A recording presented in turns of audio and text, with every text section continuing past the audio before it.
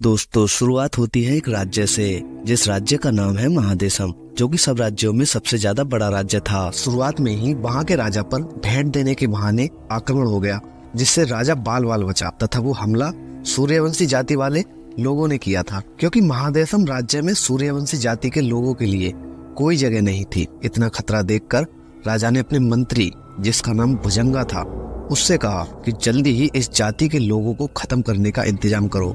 महादेशम बहुत बड़ा राज्य था, इसलिए भुजंगा ने आदेश दिया कि इस राज्य में एक युद्ध कराया जाएगा, जिसमें हर राज्यों में से 2 या 3 लोग आएंगे और जो युद्ध में जीतेगा उसको महायोद्धा कहा जाएगा। पहले जमाने में खबर पक्षियों द्वारा पहुंचाई जाती थी। सभी पक्षी ये खबर देने के लिए चले गए। तभी दूसरा कबीला दिखाया जाता है, जहाँ दूसरे कबीले के लोग रहते थे, जहाँ पानी की कमी थी और सभी को पानी हिसाब से दिया जाता था और बाद में उस जगह ताला लगा दिया जाता। तभी चुपके से एक लड़का पानी की चोरी करने आया, लेकिन कबीले वालों ने उसे देख लिया और उसे पकड़ने के लिए उसका पीछा करने लगे। लड़का बहुत फुर्तीला था, आसानी से हाथ नहीं आ रहा था। उसकी वजह से एक घर भी टूट गया था। तभी कबीले के सरदार के पास चील खत लेकर आ गई। कबीले के सरदार ने खत पढ़ा और अपने कबीले के सभी लोगों को एक जगह इकट्ठा किया और उन्हें बताया कि महादेशम राज्य से खत आया है और अपने राज्य से किन्हीं 3 लोगों को बुलाया है।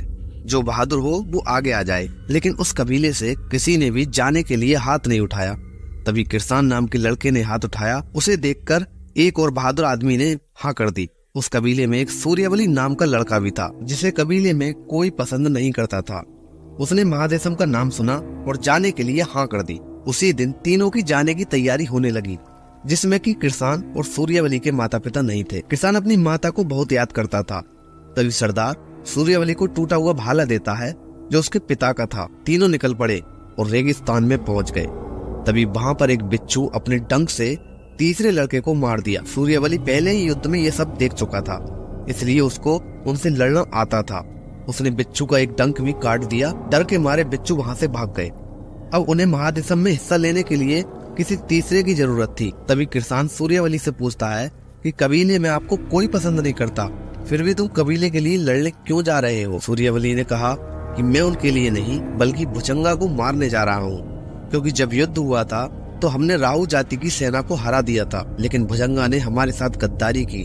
वो हमारी सेना में होते हुए भी उसने हमारी सेना को मरवा दिया और सूर्यवंशी जाति को खत्म करने की कोशिश की। इसलिए मैं उस जाति का आखिरी बचा हूँ।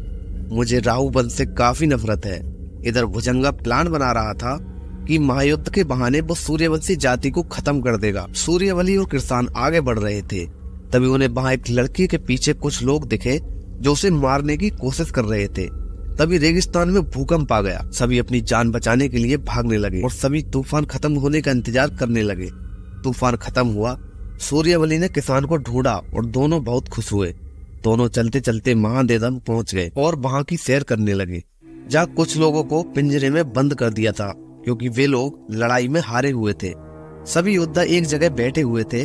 तभी वो लड़की भी वहां आती है, लेकिन आते ही कुछ लोगों से लड़ाई भी हो गई। किसान उस लड़की की मदद के लिए सोचता है, लेकिन सूर्यवली उसे रोक देता है। तभी वहाँ भुजंगा अपने कुत्ते के साथ आता है और सभी लोग झुक जाते हैं। सूर्यवली झुकने के लिए तैयार नहीं था, लेकिन किसान उसे जबरदस्ती झुका देता है। भुजंगा ने सभी योद्धाओं को समझाया कि जो प्रतियोगिता में हारेगा उसको बाहर निकाल दिया जाएगा और उसे मार भी दिया जा सकता है। अगले दिन को एक पिंजरे के बाहर भीड़ लगी थी। वहाँ पिंजरे में 2 लड़कियां बंद थीं, जिनमें आपस में लड़ाई होने वाली थी। शर्त ये थी कि दोनों में से एक ही जिंदा रहेगी। दोनों लड़कियों में लड़ाई होने लगी और उनमें से एक लड़की ने दूसरी लड़की को मार दिया। जो लड़की जीती उसकी बोली लगने लगी, जिसे सूर्यवली को खरीदना पड़ा। अब किसान और सूर्यवली को किसी तीसरे योद्धा की जरूरत थी। तभी वह रेगिस्तान वाली लड़की आई और उनसे अपना नाम चुटकी बताया और अपने आप को शामिल करने को कहा। सूर्यवली ने तो साफ मना कर दिया, लेकिन किसान ने सूर्यवली को मना लिया और लड़की को अपने समूह में शामिल कर लिया। रात को सभी आराम करने लगे। तभी जो लड़की सूर्यवली ने खरीदी थी वो सूर्यवली को मारना चाहती थी, क्योंकि जो भाला सूर्यवली के पास था उसी भाले से उसके पिता को मारा था।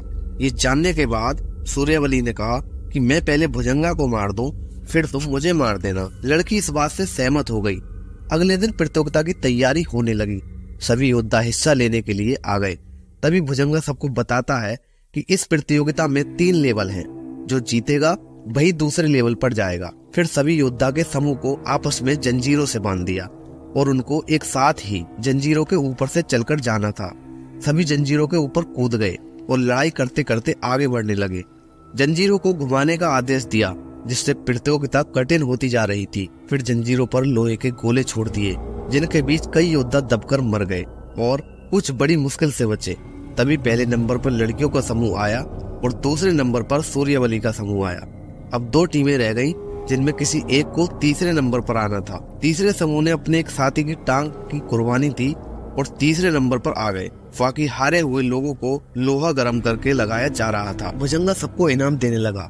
सूर्यवली भुजंगा को मारने ही वाला था, तभी किसान ने उसको रोका कि अगर तुमने इसे मारा तो हमारे साथ छुटकी मारी जाएगी। सूर्यवली उस समय रुक गया, लेकिन भुजंगा को सूर्यवली के भाले से पता लग चुका था कि वो सूर्यवंशी जाति का है। इसलिए उसने सूर्यवली को मारने के लिए कुछ लोगों को भेजा, लेकिन सूर्यवली ने उन लोगों को मारकर भगा दिया और बच गया। रात को सूर्यवली किसान और छुटकी से कहता है कि तुम चले जाओ, मैं भुजंगा को अकेला ही मार दूंगा। लेकिन वे दोनों सूर्यवली से कहते हैं कि अब हम एक समूह हैं, हम तुम्हें छोड़कर नहीं जा सकते, हम तुम्हारा हमेशा साथ देंगे।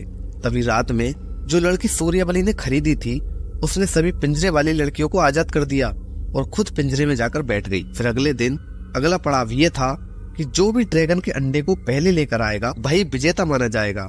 तीनों टीमें ड्रैगन का अंडा लेने के लिए निकल पड़ी। सूर्यवली ने अपनी टीम को समझाया कि ये ड्रैगन बहुत ही खतरनाक है, क्योंकि कुछ साल पहले ये हमारे राज्य की रक्षा करता था, इसलिए इसके सर पर एक ताज भी है। जैसे ही वे तीनों गुफा में गए तो एक जहरीले फूल का जहर सूर्यवली के अंदर चला गया, जिसकी वजह से सूर्यवली काला पड़ने लगा। उसने बताया कि गुलाबी रंग की दवाई इस गुफा में है, उसी से मैं बच सकता हूँ। किसान और छुटकी उस दवाई को ढूंढने निकल पड़े। लड़कियों वाली टीम को गुफा में बेलों ने जकड़ लिया और वहाँ से बचना नामुमकिन था। तभी तीसरी टीम को वो अंडा मिल गया और वे अंडा लेकर भागने लगे। तभी वह ड्रैगन आ गया, उसकी वजह से अंडा उनके हाथ से छूट गया और वो छुटकी के हाथ में आ गया। ड्रैगन छुटकी और किसान के पीछे पड़ गया। वे दोनों गुफा में ऊपर फंस गए और उनके नीचे ड्रैगन फंस गया, जिसके ऊपर वो दवाई थी। तुरंत किसान ने दवाई ले ली और नीचे गिर पड़े। ड्रैगन उनको पकड़ने के चक्कर में गुफा में फंस गया। तभी किसान ने दवाई सूर्यवली को दी तो सूर्यवली एकदम से ठीक हो गया। तभी किसान को ड्रैगन पर दया आ गई और वो उसे फंसा छोड़कर नहीं जा सकता था, इसलिए वो उसे निकालने चला गया। ये देखकर छुटकी भी उसके साथ चली गई। किसान ने छुटकी के साथ मिलकर उस ताज को ड्रैगन से अलग कर दिया, जिसकी वजह से ड्रैगन निकल पाया। ड्रैगन ने जैसे ही सूर्यवली का भाला देखा तो वो रुक गया। तभी किसान ने ड्रैगन से कहा कि हमें अंडे से प्रतियोगिता जीतनी है, उसे जीतकर हम अंडे को वापस कर जाएंगे। ड्रैगन इस बात से सहमत हो गया और उसने अपने अंडे को ले जाने दिया। वहां जाकर वे प्रतियोगिता जीत गए। तभी भुजंगा ने कहा कि महायोद्धा तो कोई भी एक बनेगा, इसीलिए आपस में तुम्हें लड़ना होगा, जो जिंदा बचेगा वो ही महायोद्धा बनेगा। ये सुनकर तीनों दंग रह गए, क्योंकि आपस में वे नहीं लड़ना चाहते थे। तभी वहाँ एक औरत आई और उसने उन तीनों से रहस्यमय जंगल में जाने को कहा और कहा कि वहाँ तुम्हें तुम्हारे जवाब मिल जाएंगे। वे सब उस जंगल में पहुँच गए। जंगल में सूर्यवली को सूर्यवंशी जाति का बताया और किसान को राहु जाति का।